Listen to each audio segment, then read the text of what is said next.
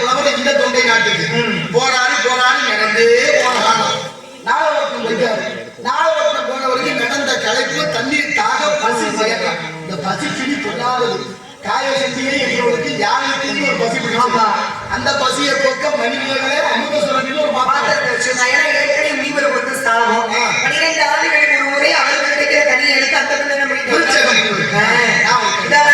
அந்த கனியை மீது தட்டினால் கொடுத்தால் சாபத்தை பயங்கரமா யாருக்கு எப்படி வசிக்கும் அது என்ன வசிச்சுக்கிறதே எப்படி உணவு முடியுமா? அதை போக்குறதுக்கு அவகையில கிடைச்சது அமுத சுரண்டி. அதனால காலமேல பசி வந்துருச்சு.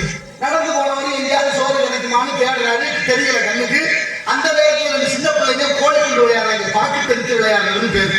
அந்த பிள்ளைகளை பார்த்து கேட்கிறான், தம்பியா சோறு எங்க விற்கும்னு கேட்டேன். எங்க விற்பனையாகுதுங்கிற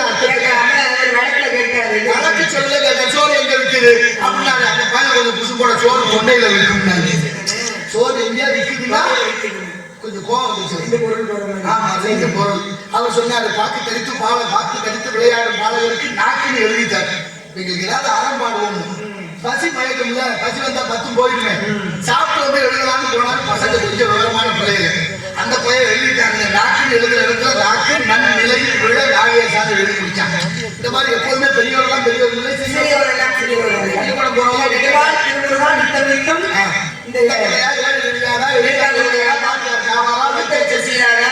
ஒரு கூட்டம் பள்ளிக்கூடத்தின் செம்பும் ஆடையும் ஆபரணமும் கொல்லிக்கும் கட்ட அடைந்து என்னை குடித்ததுன்றோம். நான் துள்ளி திரிகின்ற நேரத்தில் என் குடுக்கடைக்கு பள்ளியில் வைக்காத வாதமே. அந்த பாட்டு யார்? பள்ளிக்கூடத்துக்கு போய் இந்த வாத்தியார் சேர மாட்டாருன்னு பாடல ஒரு பாட்டு யார் பண்ணதுன்னா நம்ம காரைக்குடியில காசி செட்டியார் இருக்கிறது அப்புறம் தான் தெரிஞ்சு. எனக்கு எப்படி தெரியுமா இந்த ஐயா செட்டியாரா தான் ஆட்சி விசாலாட்சி ஆட்சி காசி விசாலாட்சி ஆட்சி சொன்னாங்க. பள்ளிக்கூடத்துல அப்படி பண்ணணும் வாத்தியார் சொன்னாரா, 7 விடியாரா? ஆமா, 7 நிமிஷம் தான் இன்னொரு 7 வந்துடும். எழுத்தாண்டு உடனே ஒண்ணு உடனே இன்னொரு உடனே வாத்தியார் சேவாரம்னா நான் இருக்கேன், இன்னொரு வாத்தியார் வந்துருவாரு. நீ கல்வி இல்லாம போனா உனக்கு கண்டிப்பா எவ்வளவு பெரிய உண்மையை சொல்லியிருக்காங்க. ஆமா, அவ்வளவு பள்ளிக்கூடத்துக்கு போய் இந்த வருடம் பள்ளிக்கூடத்துக்கு போக முடியாத பெரியமான 2 பாட்டு பள்ளிக்கூடத்தின் செம்பொன்னும் ஆடையும் ஆபரணம் கொல்லிக்கு பட்ட கடனுக்கும் என்னை குறித்தது. நீ எதுக்காக என்னை கூட வச்சுட்டு இருக்க? உனக்கு கொல்லி வைக்கிறதுக்கு நீ பட்ட கடன் அடிக்கிறதுனா கூட வச்சு பள்ளிக்கூடத்துக்கு அதுக்காக படிச்சுட்டேன். நான் விளையாட்ட தெரியும் நேரத்தில் குடுக்கடைக்கு பள்ளியில் வைக்காத பள்ளிக்கூடத்துக்காக ஆடு மாடு மேய்க்க ஒரு அனுப்பில இருக்கணும்னு ஒரு பிள்ளை பாடுறாங்க.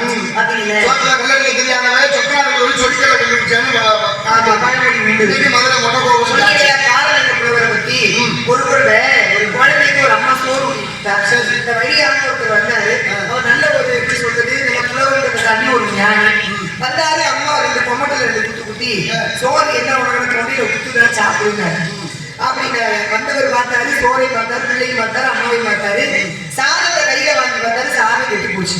ஆனா ஒரு வார்த்தை சொன்னாரா, சாதம் ஊசி போனதுனால தொண்டையில வைக்குதுனால ஊசி ஊசி போடுறதுங்கிறது கெட்டு போடுறதுன்னு பொருளாகும். இந்த மாதிரி ஒரு வார்த்தை 2 பொருள் பண்ற மாதிரியான அழகான தமிழ்ல தான் உண்டு. ஒருத்தர் இழுத்துக்கிட்டே கிடக்கிற போது பாலை துணியில நினைச்சு விட்டுக்கிட்டே இருக்காங்க. அவர் எடுத்துக்கிட்டு கிடக்கிறது பால் உள்ள போகல வலிஞ்சுக்கிட்டே இருக்கு. சரி கேட்கறாங்க, என்ன தாத்தா பால் கசக்குதா உள்ள போக மாட்டேங்குது? ஆமா, பாலும் கசக்கவில்லை துணியும் கசக்கவில்லை. எங்க பொருள் கொள்ள மாட்டேங்குது, 2 கசக்காம இருக்குதுங்க. அப்படி எல்லாத்தையும் பொருள் கொள்ளும்படியான சொல்லுவாங்க. தமிழுக்கு தான் இவ்வளவு மகத்துவம். இந்த உலகம் அவர் தான் பாடினார். சுந்தர தெலுங்கில் பாட்டி செய்திருப்பாங்க. மொழிகளையும் பாடினது அவர் தான். ஒருத்தர் வந்து எப்படி அவருடைய கூட்டு சரியாகும் அப்படின்னா பல மொழிகள் தெரிஞ்சிருக்கணும். அப்பதான் அனைத்து மொழிகளிலும் இது சிறந்த மொழி பண்ண முடியும். ஒரு மொழியை தெரிந்து கொண்டு ஒரு மொழி உயர்ந்தது அப்படின்னு முடியாது, சான்றாக சுந்தர தெலுங்கில் பாடினாங்க. ஆனா இருக்கிற மொழிகளே சிறந்தது தமிழ்நாடு பாடுறாரு. என்ன நன்றாக வேறு படைத்தனை எல்லாரும் தமிழ் செய்வாரும் திருமூலர் பாடுறாரு. நெஞ்சிகளில் சிறுபதி சிலப்பதிகாரம் ஆரம் படைத்த தமிழ்நாடு. தமிழ் பாடுறார். தமிழின் பெருமை யார் அறிவார்? தமிழின் பெருமை யார் அறிவார்? மதுரை மூதூர் நீதரையும்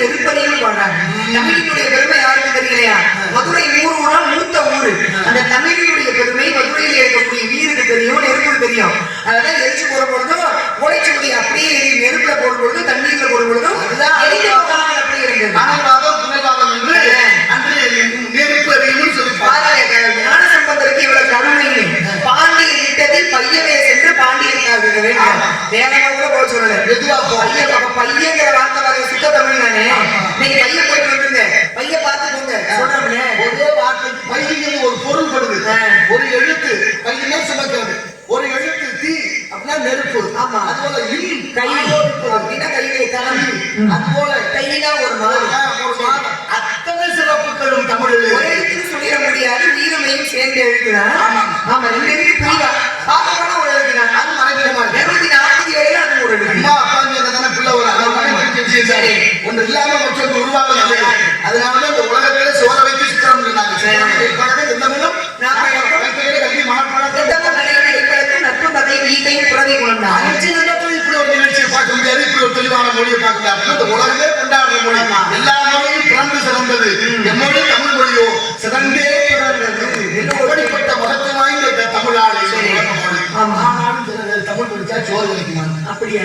இல்ல அது என்ன காரணம்னா தமிழ பேசினாலும் தமிழர் முறையில் நடந்து கொண்டாலும் தனக்கான அடையாளம் வந்து அவமானப்படுத்தப்படுகிற எண்ணம், எண்ணம், தாயான எண்ணம். பாரதி சொன்னாரா தமிழ் இனி வெள்ளச்சாருன்னு ஒரு வழக்கு அவரு சொல்ல யார் சொல்ல தெரியுமா? நீலகண்ட சாஸ்திரி என்று அந்தன பேரை உரைத்தாண்டுதான் வர்றாரு. ஒரு அந்தனரை சொல்லியிருக்கிறார். செந்தமிழ் நாடு போதிலே தேன் வந்து வாங்கியிருக்காங்க. என் தந்தையர் நாடனின் பேச்சுகளே சக்தி கல்வி சிறந்த தமிழ்நாடு புகழ் கம்பன் பிறந்த தமிழ்நாடு உலகிற்கே தந்து வாங்கி புகழ் கொண்ட தமிழ்நாடு. அப்படிப்பட்ட மகத்துவம் வாய்ந்த தமிழ்நாடு. எண்ணிய மொழிகள் வேண்டும், நல்லதை எண்ண வேண்டும், துண்ணிய நெஞ்சம் வேண்டும், தெளிந்தல் அறிய வேண்டும். பள்ளிய பாவமெல்லாம் கருதியும் பள்ளியை போலே நன்மையை ஈண்டு நசித்திட வேண்டும் என்றால் எண்ணிய முடிய வேண்டும். முதல் வரை நடக்கணும், அடுத்த வரையா நல்லதே எண்ணணும், நினைச்சதான் நடக்கணும், நடக்கிறதா நல்லதா திருப்பஞ்சிக்கு போற வழியில நம்ம மன்னச்சநல்லூர் தாண்டி இடையில ஒரு ஊர் இருக்கு. அங்கதான் அப்பனுக்கு கட்டமுது கொடுத்த இடம். யார்? சிவபெருமான் நாமக்கரசருக்கு கட்டமுதுனா கட்டுச்சோறு கொடுத்த இடம். அதுல ஒரு பெரிய மண்டபம் இருந்திருக்கு. அந்த மண்டபம் இன்னைக்கு இல்ல. அந்த மண்டபம் ஒரு தூண் கூட இல்லாம போச்சு. சரி, அந்த அளவுக்கு அந்த மண்டபத்தை மறைக்கிற அளவுக்கு இறைவன் திருவருளாலே நாமக்கரசருக்கு கட்டமுது கொடுத்த இடம். இறைவன் திருவருளாலே எமனுக்கு உயிர் வாழ்வு கொடுத்த இடம் மகப்பை. இப்படி உலகத்துல இந்த தமிழ்நாட்டுல அபலமாக பூமி ஒரு ஜோதிலிங்கம் இருக்கிறது. தென்னாடுகிற ராமேஸ்வரம் ராமநாத சுவாமிகள் கோயில் 11 வடநாட்டு இருக்கு. ஆமா, ஒரு சிவன் கோயிலா தீர்த்தம் கிடையாது, பெருமாள் கோயிலான துளசி தீர்த்தம் உண்டு. ஆனா இன்னைக்கு தமிழகம் மட்டுமே உலகத்துல வச்சு பார்த்தாலே தீர்த்தம் கொடுக்கிற ஒரே சிவன் கோயில் ராமநாத சுவாமிகள் ராமேஸ்வரம் தான். ராமனால் வழிபடப்பட்ட ஆலயங்கள் எடுத்துக்கிட்டா ஒவ்வொரு ஆலயங்களுக்கும் ஒரு சிறப்பு இருக்கு. ஆமா, சைவர்கள் அணிவது இந்த திருநீர் என்ற திருக்குறண்டம் ஐஸ்வர்யம் பட்டேன்னு பஞ்சாட்சரம் கூட பேரு பஞ்சாட்சரம். ஆனா வைணவர்கள் திருமண், அதுல ஒரு வடகலை ஒரு தெரிஞ்சுக்கலாம். இதுக்கு பேரு திருமண், அதுக்கு பேரு திருநீர். இது ஏன் நீர், இது ஏன் திருமண்? ஆமா, மனிதனுடைய உடம்பு இந்த ஆன்மா பிரிந்து விட்டால் இந்த உடல்ல ஒண்ணு நெருப்பு கீரையாக நீராகணும், இல்லைன்னா மண்ணு கீரையாக குறைஞ்சாகும். அப்ப மண்ணும் நீராக போகும் வழி வேறே தவிர சமையல் போகும் வழி வேறே தவிர போய் சேர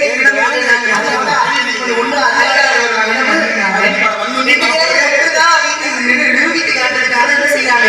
சங்கரன் தன்னுடைய உடம்பிலே நாராயணன் இடம் கொடுத்தால் சங்கர நாராயணன் கோயில். ஆமா ஆமா, சங்கர நாராயணன் அடிச்சுட்டாங்க. திருவிற்கு இருக்கிறார் ஒருத்தர் தனி நெய்கிறவர், தனி நெய்கிற வேலை பட்டு துணி நெய்கிறாங்க. அவங்க ஒரு அடியார் இருந்தாரு. அந்த தனி நெய்கிறவருடைய மனைவி எந்த நேரமும் பக்தியோட இருக்கான். அவன் அதுல குறையில. இப்ப இவர் மட்டும் நெத்தியில விபூதி இல்ல, ஒரு சிவாய நம்ம சொல்றது இல்ல, கழுத்துல ருத்ராட்சம் இல்ல. இப்ப அவ வந்து அடியார் சொல்லுவாரு, ஐயா நல்ல வேலை செய்வீங்க, உழைக்கீங்க, களைப்பு இல்லாம வாழணும், இறை சிந்தனை கொஞ்சம் வேணும் இல்ல, நெத்தியில விபூதி பூசலாமே. ஏன்னா நீர் இல்ல நெத்தி வாழ கண்டிப்பா துணியெல்லாம் போகும் இல்லையா? அவர் சொன்னாரு, நீர் பூசுறதுக்கு நேரம் இல்லை, கால் இறக்கட துணி நெஞ்சுல விபூதி பூசுறதுக்கு வேண்டாம். சில அளவு வாயில திருந்தாலும் சொல்லலாம்ல, 5 எழுத்து தானே 50 எழுத்தா நம்ம சிவாயான்னு சொல்லலாம்.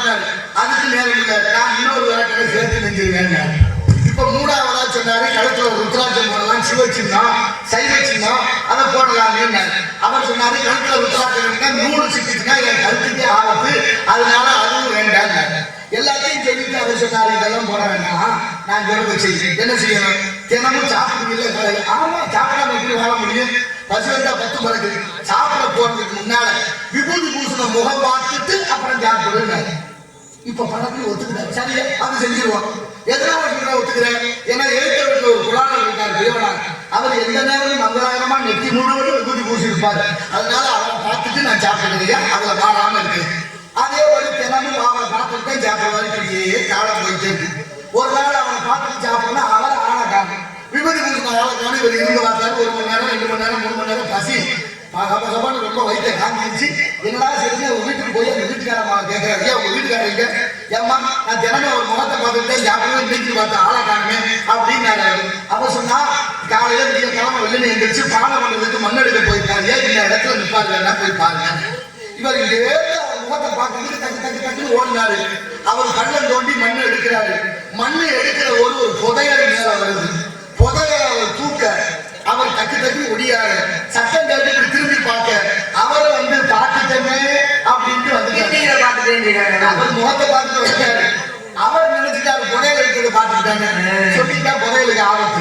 நம்ம அதுக்குள்ள போய் எப்படியாவது பானையை கொடுத்துருவோம். வீட்டுக்கு வந்து ஒரு குடம் இந்த பானையில இருந்து 2 பங்கா வச்சு ஒரு பங்கை கொண்டு போய் அண்ணே நீங்க பார்த்தாதான் தெரிஞ்சாங்க வச்சுக்கங்கன்னு கொடுத்தாரு. என்னன்னா அவருக்கு திகைப்பா போச்சு. நான் பார்க்கல, நீங்க தான் பார்த்தீங்க அப்படின்னு. இந்த கதையில என்ன சொல்றேன்னா புண்ணியம் விபூதி பூசின முகத்துக்கே புதையல வீடு வந்து சேர்ந்துருச்சு. இன்னொன்னு புரிஞ்சுக்கலாம், எந்த வேலை ஊதி பூசிருந்தா என்னென்னலாம் யாராவது பார்த்தா திருட்டுக்கு பண்ணு அப்படி ஒரு அர்த்தம். நீங்க சொல்றது சரியா, நேர்மையான வழி சொல்றது. இதை கிடைச்சது புதையல். நீங்க சொன்ன மாதிரி நாமம் சிவநாமம் உயர்ந்தது, பஞ்சாட்சரம் உயர்ந்தது, ருத்ராட்சம், திருவோடு, நெற்றில திருந்து விட்டுக்கிறதெல்லாம் வந்து சிவச்சினாங்க. காசிக்கு ஒரு மன்னன் ஆனார். இந்த மன்னன் என்ன பண்றாரு, மகளுக்கு திருமணம் முடிச்சு வைக்கணும்னு ஏற்பாடு பண்றாரு. மகள் திருமணம் வேண்டான்னு மறுக்கிறார். ரொம்ப சொல்லிட்டாரு கல்யாணம் முடிச்சுக்கோமான்னு. ஒரு நாள் ராத்திரி மகளை அழைச்சி 2 பேரும் பேசிட்டு இருக்காரு. திருமணம் முடிச்சுக்கோ, எனக்கு பேர குழந்தையெல்லாம் மகன் ஆசையா இருக்கு எடுத்து சொல்றாரு. இப்ப மகன் சொன்னா அப்ப நான் திருமணம் முடிச்சுக்கிறேன். நான் திருமணம் முடிச்சுக்கணும் ஒரு நிபந்தனை என்னன்னா, நாளைக்கு காலையில காசி விஸ்வநாதர் கோயிலுக்கு நம்ம 2 பேரும் போவோம் அதிகாலையில. அந்த அதிகாலை நேரத்துல எவர் ஒருவர் கங்கையிலே இறங்கி நெற்றியை கண்ணீரிட்டு கொண்டு சிவசிவா சிவசிவா இந்த சிவநாமம் சொல்றாங்களோ அவங்களாதான் திருமணம் முடிச்சுக்கிறேன்னு சொல்றாங்க. பார்த்தாரு என்ன இந்த மகளுக்கு திருமணமான சரிதான், மாமா போகலாம் அப்படின்னு நீ சொல்ற மாதிரி யாருன்னா உனக்கு திருமணத்தை முடிச்சிடலாம் அப்படின்னு 2 பேரும் பேசிட்டு இருந்தத அன்னைக்கு ராத்திரி அந்த அரண்மனைக்கு திருட வந்து திருடன் கேட்கிட்டான். நாம கொஞ்சமா திருடலான்னு வந்தோம், இங்க எல்லாம் திருநீரை வச்சுக்கிட்டு நதியில இறங்கிட்டு நம்ம இளவரசியில கட்டிக்கலாமா? இளவரசி ஆமா இளவரசியில கட்டினா நாட்டுக்கு பண்ணனா இல்ல மொத்தமா கொள்ளையடிச்சுதான் இன்னும் அவனுக்கு. அதனால 4 மணிக்கு நிக்கிறது 11 மணிக்கெல்லாம் கிளம்பி போயிட்டேன். ஆமா போய் வெள்ளவே சீக்கிரமா கிளம்பி போய் நம்ம போகாம வெத்தில பெரிய வட்ட கங்கையில குளிர்ல இறங்கி கொண்டு சிவசிவா சிவசிவான்னு சொல்லிட்டு இருந்தா 4 மணி ஆச்சு. மன்னனும் இளவரசியும் அந்த இடத்துக்கு போறாங்க. போய் பார்த்தா மன்னன் வெளில வந்துட்டாங்க. ஆனா நம்மளுடைய மகளுக்கு மாப்பிள்ளை கிடைச்சாச்சு. எப்படியாவது சிவனடியாருக்கு நம்ம மகளை கட்டி வச்சிருவோம்னு கங்கை கரைக்கு போறாரு. சிவனடியாரு அப்படி கரையேறி வாங்க என்னுடைய மகளை கட்டிக்கிற வாங்கன்னு அழைக்கிறாரு. கரையேறி இவனும் வர்றான். வந்து மகளையும் இளவரசியும் பார்க்கறான், மன்னனையும் பார்க்கறான். பார்த்தது சொன்னா உங்க மகன் எனக்கு வேணான்னு, எனக்கு திருமணம் வேணாம், உங்க மகன் வேணான்னு. இவருக்கு ஒண்ணும் புரியல. என்னப்பா இளவரசியா கட்டிக்க போற, நாட்டுக்கே மன்னனாக போற, வேண்டாம் தெரிய ஏன்னு கேட்டிருக்காரு. இப்பதான் சொன்னாடா இல்லைங்க இதுவரைக்கும் மரணம் சிவனை கும்பிட்டது இல்லை, பக்தின்றத நான் பேசுற யோசனை பண்ணது கூட கிடையாது. நான் ஒரு திருடன் என்ன கிடைக்கிறத திருப்பி சாப்பிடுவேன். நேற்று உங்க அரண்மனைக்கு திருடலான்னு வந்தேன். 2 பேரும் பேசிட்டு இருந்ததை கேட்டேன். நேற்று ராத்திரி இருந்து இப்போ வரைக்கும் சிவசிவா சொல்லிட்டு திரும்பி நினைச்சிட்டு நிற்கிறேன். ஏன் உங்க மகள் வேணாம்னு சொன்னா, ஒரு ராத்திரி ஒரு பொழுது சிவசிவா நாமம் சொல்லி நெற்றியை திரும்பி வைத்து கொண்டா உங்க மகளை எனக்கு கட்டி வைக்கிறேங்கிறீங்க. உங்களை மகளை கட்டி இந்த மண்ணை நாட்டுக்கு மன்னனாக போறேன். ஒரு ராத்திரி சிவநாமம் சொன்னதுக்கு எனக்கு இவ்வளவு பெரிய பெருமை இவ்வளவு பெரிய பதவி கிடைக்குதுன்னா என் வாழ்நாள் முழுதும் நான் சிவநாமத்தை சொன்னார் எனக்கு எப்பேற்பட்ட உயர்வு இடத்துல யோசனை பண்ணேன். அதனால எனக்கு திருமணம் வேணாம். பாத்தீங்களா எவ்வளவு பெரிய ராவணேஸ்வரன் சிலை எடுத்துக் கொண்டு அசோகவனத்துல வச்சாச்சு. ஒவ்வொரு நாளும் மண்டோதரியை வச்சு சீதையை எங்கோட பேச வை, என்னோட இணங்க வைன்னு சொல்லிக்கிட்டே இருக்கேன். ஆமா மண்டோதரி எவ்வளவு சீதை யாரும் இருந்தா சீதைக்கு பக்கத்து துணைக்கு இருந்ததா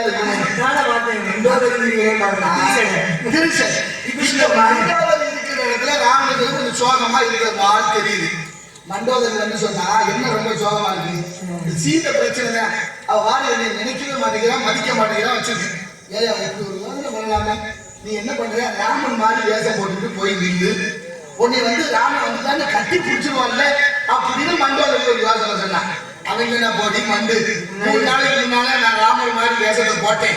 வேஷம் போட்டோடனே அடிக்க முன்னாடி தொடக்கூடாதுன்னு எனக்கு புத்தி வந்துருச்சு. ராமனுக்கு அந்த உருவத்தை என்னோட மகத்துவம். எப்படி பாரு, ராமர்னு வேஷம் போட்டதுக்கே இன்னொருத்தர் மனைவியை தொடக்கூடாங்கிற என்ன வந்தா ராமரை கும்பிடுறது எல்லாரும் அப்படித்தானே இருக்கணும். அதனாலதான் பாருங்க, ஆஞ்சநேய பெருமான் சீதையை சந்தித்து விட்டு ராமரை சந்திக்க போகும் பொழுது ராமர் பக்கம் காலடி வர்ற மாதிரி இப்படி திரும்பி கீழே விழுந்து கொண்டார். அந்த செயலினுடைய அர்த்தம் என்ன? எந்த திசையை நோக்கி ஆஞ்சநேயர் வணங்குகிறாரோ அந்த திசையில் சீதை இருக்கார். அது மட்டுமல்ல, ஏன் வணங்குறாரு? சீதை இன்றைய அளவு வரைக்கும் அந்த வணங்கத்தக்க கற்புமிகு பெண்ணாகவே இருக்கான்னு நம்மளுடைய செயல் உணர்த்துது. மூணு குணத்துல அந்த சாத்தியத்தை தான் சிறந்த குணம். ராட்சசம்னா மோரடிப்பான். ஆமா, அப்ப உங்களை வச்சுதான் நீங்க சொன்ன மாதிரி குணம் வரும். காரம் காரமா சாப்பிடுற ஆளுகளை பார்த்தீங்கன்னா கடிக்கடி எதுவும் சொல்றது இல்லை. நடந்து போக முடியுமே.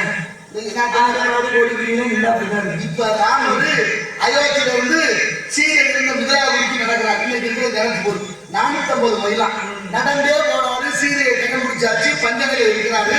இப்ப ராமர சீதை இடத்துல சொல்லி, சீதா என் கால் ரொம்ப வலிக்குது, உன் மழை போன்ற கணத்தால லேசா பிடிச்சு விடலாமே. அவளும் அந்த கணவனுக்கு மரியாதை கொடுத்து கையை கொண்டு வந்து காலை பிடிக்க போனா படக்கு கையை எடுத்துக்கிட்டாங்க. இப்ப ராமர் கேட்கிறாரு, என்ன சீதா, ஏன் நான் என்ன பேயா பூதமா பிசாசா ஏன் பயப்படுறேன்? அப்ப சொன்னா பேயி பிசாசு பூதத்துலாம் பயப்பட மாட்டேன், நான் புருஷனுக்கு மட்டும்தான் பயப்படுவேன். மனைவி எந்த மனைவி யாரு கொடுத்து வச்சிருக்கிறோம்? ஆனாலும் சீதை சொன்னா அதனால உங்களுக்கு பயப்படுவேன். சரி, ஏன் வெளியே நடந்தே வந்த காலத்துல நடந்து வரும்போது உங்களுடைய கால துகள் காலத்துல இந்த துகள் பட்டு ஒரு கல்லு பெண்ணா போச்சாமே. ஆமா, அதுக்கு என்ன இப்ப நானும் கையில நவரத்துல கல்ல வச்சு கோலம் போட்டுருக்கேன். ஒருவேளை உங்க காலை பிடிச்சி ஒருவேளை அந்த கல்லெல்லாம் பண்ணா மாதிரி நீங்க ஒருவேளை அந்த பெண்ணை கண்டு அப்படின்னு நாம இருக்கின்றார். எவ்வளவு நுணுக்கமா பேசல. அத்தாடி தென்னறிவோ உன்னறிவுன்னு சொல்றது போல இருக்க அப்படின்னு சொல்லிட்டு அப்ப சொன்னார் அவர் சத்திய, இந்த இப்பிறவிக்கு அந்த இருமாதனை என் சிந்தையாளன் தொட்டேன்னு சத்தியம் பண்ணாங்க. இந்த விளக்கத்தை யாரும் எழுதுறாங்க? நம்ம ஐயா மாரியார் மட்டும்தான் எழுதியிருக்காங்க. ஏன்னா எல்லாரும் மறுமாதிரி எழுதினாங்களாம். வைமுக உரை, ஐயா ராஜராஜ உரை, தீபாச்சாரிய உரை, அத்தனை பேர் எழுதின உரையில எழுதின உரையில மட்டும்தான் அந்த மாதிரி இந்த பிறவிக்கு அந்த இருமாவது. யாரு அந்த இருமாவது? இப்ப ராமன் மகாலட்சுமி, சீதா மகாலட்சுமி. இப்ப மகாலட்சுமிக்கு 3 மனைவி, பூமாதேவி, நீலாதேவி, மகாலட்சுமி. 3 பேரை ஒதுக்கி வந்தா 2 பேர் ஒரு மனைவிதான். ஆனாலும் இந்த பிறவிக்கு ராமராக அவர்களுக்கு இந்த பிறவில சீதை இருக்கிற அவர்களை கூட தொட மாட்டேன். இந்த ஒரு கட்டுப்பாடு உண்மையில் ராமாயணம் கற்றுக் கொடுக்குது. அப்படி சில கற்றுக் கொடுக்குது, அன்பு நாயனை கற்றுக் கொடுக்குது, அரவணை கற்பு நாயனை கற்றுக் கொடுக்குது. சீதை போய் அக்னியில இறங்கி வெளியில வந்து அக்னி போய் கழுவியதான், நெருப்ப போய் அழுதாக நம்பர் எழுதுகிறார். தாங்க முடியல அவளுடைய அந்த அக்னி இருக்குல்ல, சீதையினுடைய கற்பு தீயை என்னால தாங்க முடியல. அக்னியை தாங்க முடியாம போனது 2 இடத்துலதான். ஒன்று கண்டபுராணத்துல, ஒன்று ராமாயணத்துல. கண்டபுராணத்துல முருகனை சுமக்கும் பொழுது அக்னி தாங்க முடியல, சீதை அக்னிக்குள்ள இறங்கும் பொழுது அக்னினால தாங்க முடியல.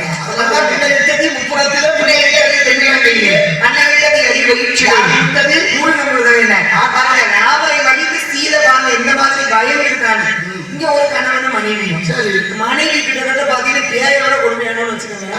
போட்டு நெய்யில சும்மா இருக்க கூடாது. மனசு விதத்துல என்ன பண்ணிட்டா, ஊருக்கு உங்ககிட்ட இருக்கிற ஒரு காட்டுக்குள்ள இருக்கிற கிணத்துக்குள்ள போய் குடிச்சுட்டான். சரி, கிணத்துக்குள்ள குடிச்சா கிணத்துக்குள்ள ஒரு பேய் ரொம்ப நாளா குடிக்கு உள்ள குடிச்ச உடனே இவனை பார்த்துட்டு ஏன்டா இருந்திருக்கு. இப்போ எல்லாம் வீட்டுல இருக்கிறீங்களா? இல்ல கேளுக்கு முதல்ல அங்கேயே வீட்டுல இருந்திருக்கு. என்னடா நீ வந்து குடிச்சிட்டிய பொசுக்குன்னு ஏப்பா என்னப்பா சோகம்னு தூக்கி வச்சு அவனை கேட்டுருக்கு. உனக்கு தெரியாது, நீ வந்து எவ்வளவு கருணையோட இருக்கு. பேய் என்ன பேரு இவ்வளவு கருணையா இருக்கு. என் வீட்டுல ஒரு ஒவ்வொரு இருக்கு, என் பொண்டாட்டி அவங்க கொடுமை என்னால தாங்க முடியலன்னு பேச. சரி விடுப்பான்னு கிடக்கிறது பாத்துக்கலாம் விடுப்பா, அவ்வளவு பெரிய கொடுமையானவளா பொண்டாட்டியே அப்படிதான் இருப்பா அப்படின்னு சொல்லி கொண்டு வந்து வெளியில விட்டோம்னா பொண்டாட்டி கேட்டுக்கிட்டே கிடந்துட்டு இருக்கான். புருஷனை பார்த்துட்டா சரி, இவனுக்கு எப்படி கட்டி கிடக்கு பேய பார்த்து கூட கட்டிக்கிறாங்க, தாங்க முடியும். இப்போ கொண்டாடி கேட்டுக்கா இங்க என்ன அந்த நேரத்துல செய்கிறா அப்படின்னு. இல்ல இந்த கிணத்துல ஏதோ பூதம் போயிட்டான், இந்த பூதம் பொண்ணு பொருள் நிறைய பூதத்துக்கு கேள்விப்பட்டேன், வாங்கிட்டு போனான்னு வந்தேன். பூதம் பார்த்து இப்போ கொண்டாந்து நாயை கூட்டிட்டு போயிட்டேன். வீட்டுக்கு கூட்டிட்டு போய் 2 பேரும் தூங்கிருக்காங்க. இப்போ புருஷனை தூங்க வச்சு கொண்டாடி பொண்ணு பொருள் கொடுக்குறது பூதம் போய் உள்ள குதிச்சிருக்கா. குதிச்சு பாருங்க, மறுநாள் வீட்டுக்கு பேய் வருது. ஓடி சொல்லிட்டு ஒன்ன மாதிரி ஒருத்தர் இந்த உலகத்துல பார்க்க முடியாது. உனக்கு தியாகி சிலையே வைக்கலாம். ஒரு ராத்திரி உன் கொண்டாடியோட அந்த கிணத்துல எல்லாம் இருக்க முடியலையே, என்னையவே ஓட வச்சுட்டாரு. நீ எப்படா இவ்வளவு நாள் வாழ்ந்ததை எடுத்தாப்பே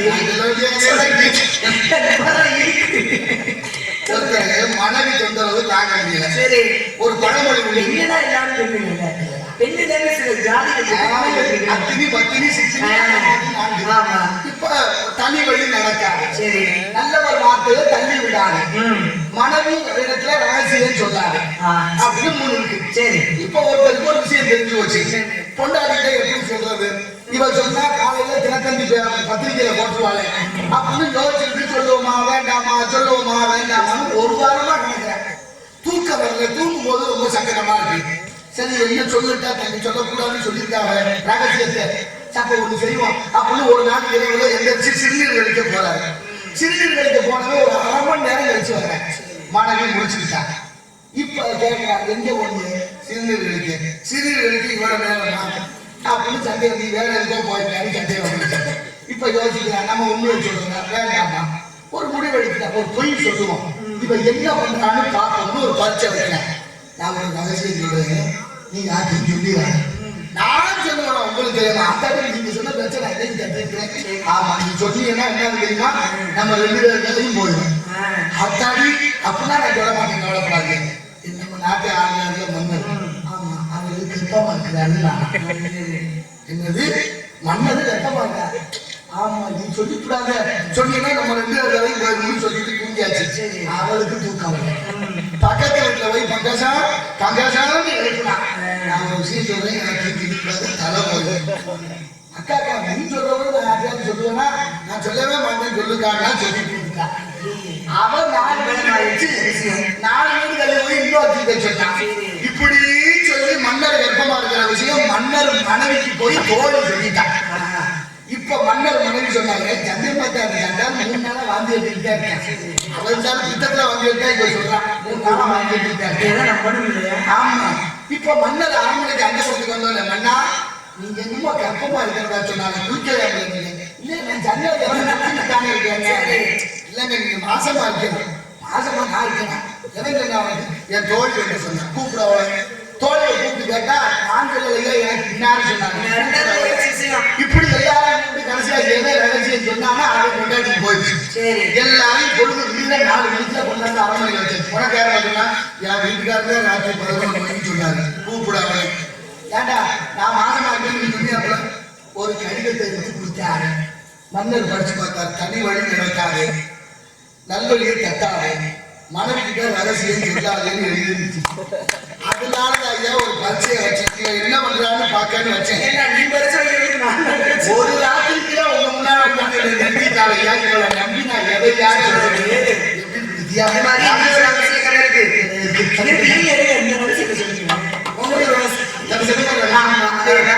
ஒரு விவசாயி அவருக்கு பேர் வச்சுக்க ஏதாவது ஒரு பேரு. அவரோட இன்னொரு விவசாயி அவருக்கு முடிய செஞ்சு பேரு. 2 பேரும் பாருங்க வாக்கியா வரப்ப அப்படியே வரப்படியே வரும்பொழுது 2 பேருக்கும் சும்மா சண்டை வந்துச்சு. வாய் பேச்சா வந்த வாய் பேச்சு சண்டையில அப்படி இப்படி கொஞ்சம் கைகளை பாருச்சு. கைகளை பாருங்க இந்த மண்வெட்டியை வச்சு இந்த சுப்பிரமணி அவன் முருகேசன் அடிச்சுட்டேன். அடிச்சதுல மடாது கீழே விழுந்து செத்து போயிட்டேன். உயிர் போச்சியா போச்சு. சாக போறதுக்கு முன்னாடி ஏன் மேல வச்சிருந்தீங்கன்னா யாருமே இல்லை வயப்படுது. 2 பேர் தான் இருந்திருக்காங்க. சாக போறதுக்கு முன்னாடி இந்த முருகேசன் சொல்லிக்கிட்டியா நீ என்னைய கொண்டதுக்கு இந்த நிலாதாண்டா சாட்சி, இந்த நிலவுதாண்டா சாட்சி சொல்லிட்டு செத்து போயிட்டாங்க. அப்புறம் எல்லாரும் இருக்காரு இயற்கையாவே இருந்து விட்டாரு. கீழே விழுந்து மண்டபம் சொல்லி அவர் எல்லா காரியங்கள்லாம் முடிஞ்சிருச்சு. ஒரு நாள் வந்து இப்படி மனசுக்குள்ளே வச்சிருக்கேன். யோசனையும் ஓடுது. இந்த நிலவுதான சாட்சி நீங்க சொன்னா நிலவுதான சாட்சி சொன்னான். ஒரு நாள் மனைவி ஆகணும் அப்படியே இரவு நேரத்துல தட்டில வெளியில ஓட்டு உட்காந்து பேசிக்கிட்டு இருக்காங்க. அப்படியே பக்கத்துல அப்படியே அடியில கொண்டாடி மடியில போயிட்டு மேல வந்து சிரிச்சிருக்காங்க. என்னென்ன விழா பார்த்து சிரிக்கிறீங்களே இல்ல ஒன்று சொல்றேன் சொல்லி போட்டு என்னங்க இல்ல ஏன் விழா பார்த்து சிரிக்கிறேன்னா கொஞ்ச நாளைக்கு முன்னாடி நம்ம ஊர்ல முருகேசன் செத்தாங்க. ஆமா, அவன் அடிச்சு கொண்டது நான் தாண்டி. அதுக்கு இந்த நிலவுதான் சாட்சி. இந்த நிலவா சாட்சி சொல்ல போதுன்னு நினைச்சேன். இதை போய் சொல்லிக்கூடாது. என்னங்க நீங்க என் புருஷன் கொலகாரே நானே போய் சொல்லுவேன்னா சொல்ல மாட்டேன். ரொம்ப நாள் ஆயிடுச்சு. அன்னைக்கு சந்தோஷமா இருந்தாங்க. வந்தாங்க கொஞ்ச நாள் கழிச்சு வந்த சண்டையில இவங்க போட்டு அடி ஒன்று அடிச்சுட்டேன். அடிச்ச உடனே கதவை தந்து சொல்லிட்டு ஓடிட்டா வருங்க. இவன் இந்த ஊர்ல இந்த முருகேசனை கொண்ட மாதிரி என்னையும் அடிச்சு கொள்ள போறா காப்பாத்திட்டு ஓடுறாங்க. ஒரு வார்த்தை வெல்ல ஒரு வார்த்தை கொள்ளும் முடிவு கொண்டு வந்து எதுக்கு வந்து கேட்க வந்தேன். திரும்ப நான் வச்சிருக்கேன். அவர் மனைவியோட ஒரு பாறையில உட்கார்ந்து இயற்கையை ரசித்து உட்கார்ந்து இருக்காங்க. எறும்பு எல்லாம் ஊறி போயிட்டு இருக்கு. எறும்பு ஊறி போனதுல 2 எறும்பு, ஆண் எறும்பு, பெண் எறும்பு. எறும்பு பேசிட்டு போனதை கேட்டுட்டு இந்த கேட்கைய மன்னன் சிரிச்சவன். கேட்கைய மன்னன் சிரிச்ச உடனே மனைவி பக்கத்துல ஏன் சிரிச்சீங்கன்னு கேட்டான். அவன் சொன்னா எறும்பு 2 பேசிட்டு போகுது, அதை கேட்டு சிரிச்சேன். அப்படி என்ன பேச்சு அதை சொல்லுங்க. ரகசியம் சொல்லக்கூடாது, சொன்னா என் தலை வெடிக்கிறார். மனைவி என்ன செய்யணும், புருஷனை காப்பாற்றணும். சரி சிற்றுங்க தலை வெடிக்காது பரவாயில்ல சொல்லியா சொல்லிட்டு செஞ்சா போட்ட. சரி இங்க என்ன பெண்ணோட வாழ்க்கைக்கு என்ன தேவையோ அதெல்லாம் முடிஞ்சு கொடுத்துக்கிறேன். என்ன ஒன்றாலும் பங்கத்தை பயிற்சி போய் தீட்டிக்கிறேன். ஆமா சொல்லுங்க.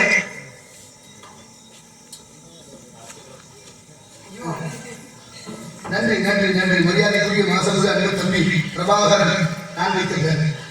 இது உங்க ஒரு வலைகளின் சார்பாக வருவார். எனக்கு 500 அன்பு தங்கை கைமுறை அவர்களுக்கு 500 வழங்கியிருக்கிறார்கள். நன்றி நன்றி நன்றி. உணவாக ரொம்ப நன்றி. ஒரே ஒரு விஷயத்தை பதிவு பண்ணணும். நேரம் இல்லாட்டி பரவாயில்ல, ஒரு நிமிஷம். ஏன்னா நாடக உலகத்தை பொறுத்த வரைக்கும் நாடகக்கலை உலகத்துல எத்தனை நாடகம் வந்தாலும் அன்னை நிக்கிறாங்கிறதுக்காக சொல்லல. நான் வந்து அப்படி பேசணும் புரியப்படுறது அப்படின்னா முதல்ல யாரு அப்படின்னா கற்பூரப்பட்டியை சேர்ந்த அன்பப்பா தேவியாக அவரோட விளையாடுறது எனக்கு ரொம்ப பிடிக்கும். ஏன் அப்படின்னா அவங்க அந்த கதை பாங்கு துறையாமல் நிறைய கருத்துக்களை நிறைய தமிழையும் திருக்குறள் நிறையா பேசுவாங்க. அதுக்கு பிறகு என்னோட திருக்குறளாக இருக்கட்டும் எதுவாக இருக்கட்டாலும் நான் படிச்சதெல்லாம் அவர் ஞாபகம் கொண்டு வந்து இதை அதை பேசலாம், நீங்க அண்ணன் வராது இன்னைக்கு கொடுக்கலாம், அன்னைக்கு பேசலாம், அந்த மாதிரியான சிந்தனைகளை தூக்கக்கூடிய ஒரு நல்ல ஒரு அருமையான ஒரு பேச்சாளர். இதை நான் எப்படி சொன்னாலும் இன்னைக்கு உலகம் சொல்லுது. முற்போக்கு சிந்தனைவாதி, மிகப்பெரிய ஆன்மீகவாதர், ஆன்மீகவாதி. இன்னைக்கு வந்து அண்ணனோட சேர்ந்து பேசியதுனால இந்த அன்பளிப்பு அப்படிங்கிறது மிகப்பெரிய தீர்மானமாக மிகப்பெரிய ஒரு பரிசு தொகையாக நான் நினைக்கிறேன். அன்பளிப்பை வாங்கி வழங்கி நல்லாசி வழங்கி அன்புன்னா இது நம்ம ஊரா, இது நம்ம ஊர் வரையொலி. அவன் எல்லாரும் இந்த சேனல் பேரெல்லாம் எனக்கு சரியா தெரியல, அவர் பேரை இப்பதான் தெரியும் எனக்கு. அன்பன்னார் இது உங்க ஊர். ஆமா, அன்பன்னார் பிரபாகரன் அவர்களுக்கு மனமான நன்றியை தெரிவித்துக் கொள்கிறேன். ஒரு விஷயம், அந்த தேவி ஆண்கள் கீழே உட்கார்ந்து நாடகத்தில் நான் பார்த்து நாடகத்துக்கு வந்தேன். அதனாலதான் நான் நாடகத்தை முடிச்சு தமிழை உச்சத்தை முடிச்சு எனக்கு வாத்தியார் ஐயா ஜிஎன் ராஜப்பா ஐயா நேரடியாக எனக்கு பாடம் எழுதி கொடுத்து முத்தப்பா மாமா நடந்திருந்தாலும் என்னுடைய மானசீக குருநாதரின் அண்ணன் தேவி ஆனந்தன் இன்னைக்கு பெரிய கற்றுக்கொண்டிருந்தேன். எல்லாமே கதையோடு முறையோடு போகக்கூடியவராது கடவுள் குத்த வாங்க தேவையில்லாத பேச்சுக்களை கொண்டு வந்து இதுல செலுத்தி தேவையில்லாம நாடகத்துக்கு இருக்காங்க. என்ன தேவையோ மக்களுக்கு அதை கொடுக்கறது இல்லையா, மிகப்பெரிய ஒரு நல்ல விஷயம், விழிப்புணர்வை ஏற்படுத்துவது. எப்படி வாங்க கவலை பண்ணி என்ன வேலை நீங்க மாப்பிள்ளை அந்த மாதிரி மாப்பிள்ளை அப்படி பார்த்தா உனக்கும் போறவங்க அவங்களுக்கும் மாப்பிள்ளைக்கு பேரை சொல்லுங்க, அழகனா புழகனா நான் முடியும். செத்தி மரம் செத்து அந்த குமாரா போய் மாப்பிள்ளை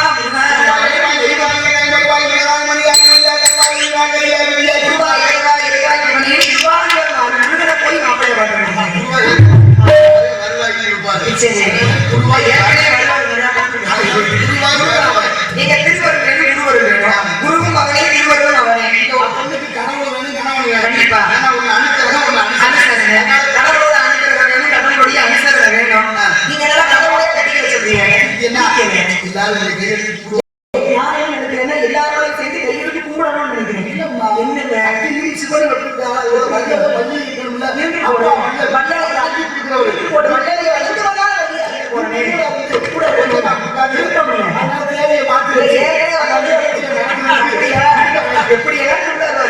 நீங்க என்ன செய்றீங்கன்னா மாப்பிள்ளைக்காக தேவையெல்லாம் மாற்ற முடியாது.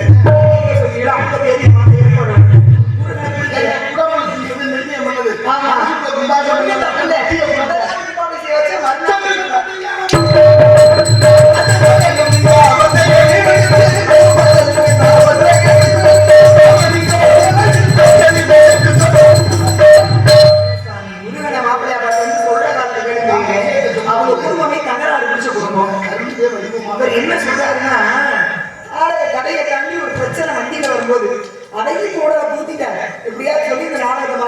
சேர்ந்தேன். அப்படி சொல்லல. மாலதி எல்லாரும் நான் மட்டும் இல்ல. தங்கச்சி என்னய்யா நீ? அப்ப என்னன்னா அந்த நிகழ்ச்சியே கெட்டு போக கூடாது. இந்த நிகழ்ச்சியும் கெட்டு நினைச்சா நீ நினைச்சா நான் என்ன நினைக்கிறேன்? முருகனை நினைக்கிறேன். நம்பிக்க முடியாது. பொய்யான தவிர வேகம்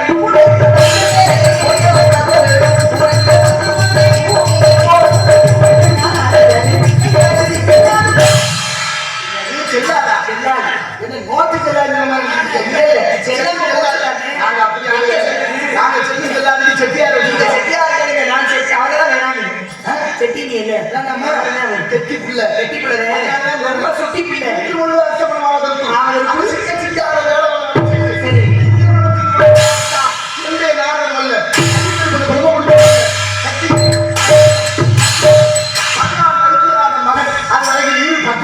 போனா போது மாப்பிள்ள மனைவி ஆச்சுன்னு பாக்க இன்னைக்கு வருவீங்க. 2 பேரும் சேர்ந்து நாளைக்கு ரெண்டு சரிங்க கிளம்புங்க. சாமி ஹலோ சாமி தெளிவா எல்லாம் பேசுறீங்க சரிங்க மக்களுக்கு பல கருத்துக்களை சொல்றீங்க எனக்கு இருக்கிறவங்களுக்கு இவ்வளவு கருத்துக்கள் நீங்க பேசுறீங்க எது வரையும் படிச்சிருக்கீங்க நான் ஏற்கனவே சொல்லியிருக்கேன் 9ஆம் வகுப்பு இடையில் நின்று விட்டாருன்னு எனக்கு சான்றிதழ் இருக்கு 9ஆம் வகுப்புல படிச்சிருக்கீங்க இவ்வளவு கருத்துக்கள் பேசுறீங்க ஆனா அவ்வளவா படிச்சு இன்னும் அந்த கருத்தை தெரிவிக்காம அப்படியே இருக்காங்க